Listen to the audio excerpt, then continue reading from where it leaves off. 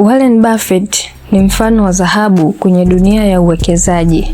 Warren Buffett alianza kuwekeza akiwa na umri mdogo na kwa sasa ni mmoja wa matajiri wakubwa duniani. Siri ya Warren Buffett kufanikiwa ni matokeo ya nidhamu, maamuzi sahihi na malengo ya muda mrefu. Mafanikio ya Warren Buffett yameundwa na misingi mitano. Msingi wa kwanza ni kujifunza. Warren Buffett alianza kujifunza elimu na misingi ya uwekezaji akiwa na umri wa miaka 11. Kila siku alisoma vitabu na ripoti za kifedha, kiamini maarifa ndiyo msingi wa kufanya maamuzi sahihi. Kujifunza ni msingi wa kwanza.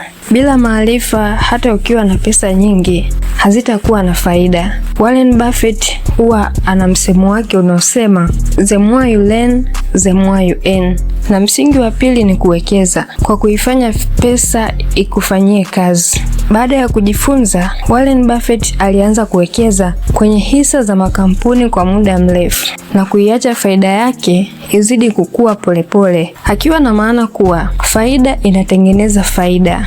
Msingi wa tatu ni malengo ya muda mrefu. Malengo ya muda mrefu ni uwezo wa kuona mbali. Warren Buffett alifanya uwekezaji wa muda mrefu takriban kwa miaka 10 hadi 20, akiamini kuwa muda ndio rafiki mkubwa kwenye uwekezaji. Malengo ya muda mrefu yanatengeneza mwelekeo mzuri na kukusaidia kuepuka maamuzi ya haraka yanayoweza kuharibu fedha zako. Msingi wa 4 ni nidhamu. Nidhamu ni kuzuia hisia zisiharibu maamuzi yako. Nidhamu inakusaidia kupata matokeo mazuri ya muda mrefu kwa kufanya maamuzi ya busara na kwa mpangilio mzuri na sahihi bila kutumia hisia. Msingi wa 5 ni uvumilivu.